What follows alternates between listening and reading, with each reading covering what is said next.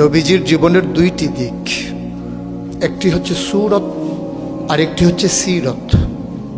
সিরত অনুকরণীয় আর সুরত প্রশংসনীয়। সুরত ধারণ করার ক্ষমতা কোনো মানুষের নেই। শামাইলে তিরমিজির হাদিসগুলো যখন পড়তাম, হৃদয়ের আয়নায় একটা মূর্তি দাঁড় করিয়ে নিতাম, একটা অবয়ব দাঁড় করিয়ে নিতাম, একটা আকৃতি মনে মনে কল্পনায় ভাসিয়ে নিতাম। চাইতাম আমিও যদি এমন হতে পারতাম, কিন্তু যা হবার নয়। তিনি ছিলেন মধ্যম আকৃতির সুঠাম দেহের অধিকারী একটি মানুষ। তার চুলগুলো ছিল ঘাড় পর্যন্ত প্রলম্বিত, হালকা হালকা কোঁকড়ানো। তিনি যখন চুলের ভিতরে তৈল দিয়ে আছড়াতেন, মনে হতো মৃদুমন্দ ঢেউ দেখা যায়।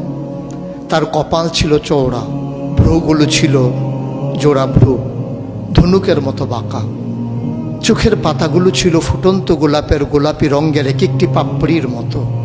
তিনি কখনো বা যখন চোখের পলক ফেলতেন, মনে হতো মৃদুমন্দ বাতাসে গোলাপ পাপড়ি যেন দোল খাচ্ছে। তার চোখের সাদা অংশ ছিল রক্তিমাভ সাদা, কালো অংশ ছিল কৃষ্ণ কালো। তার নাকটা ছিল খাড়া, নাকের ছিদ্রগুলো ছিল ছোট ছোট। নাকের নিচে ছিল সরু চিকন গোঁফ, গোঁফের নিচেই সেই গোলাপি রঙের ঠোঁট। এতক্ষণ আমরা যে বইটির আলোচনা শুনছিলাম সেটি হচ্ছে এই শামায়েলে তিরমিজি। রাসূল করিম সাল্লাল্লাহু আলাইহি ওয়াসাল্লামের দৈহিক আকৃতি বা গঠন নিয়ে যে বইটি 1200 বছর যাবত সমগ্র মুসলিম বিশ্বে সর্বাধিক সমাদৃত হয়ে আসছে, সেটি হচ্ছে এই বইটি। বইটি লিখেছেন হাদিস শাস্ত্রের উজ্জ্বল নক্ষত্র ইমাম তিরমিজি রাহিমাহুল্লাহ। এই বইটি পড়লে আপনারা জানতে পারবেন রাসূল করিম সাল্লাল্লাহু আলাইহি সাল্লামের দৈহিক আকৃতি, তার উঠা বসা, চলাফেরা, খাওয়া দাওয়া সহ তার সামগ্রিক জীবনের বিস্তারিত বর্ণনা।